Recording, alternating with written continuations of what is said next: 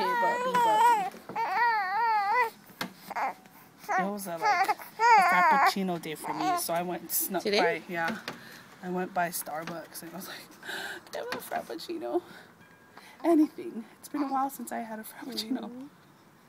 Wipe his mouth. Iosefa.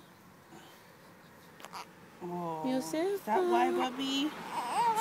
Oh. Is he wet? You feel soaky. You feel soaky. No, scrunched up. Oh, there he goes. He's comfortable like this. Aww. What are you, a cat? Curl up in the ball. Iosefa.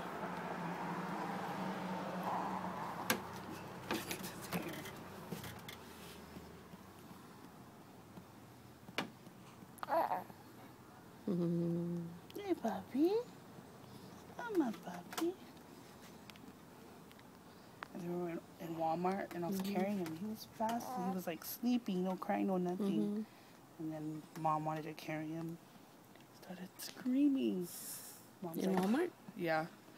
He's like, he knows I'm not his mommy. Like, yeah. It's okay, Bubby. It's okay, Bubby.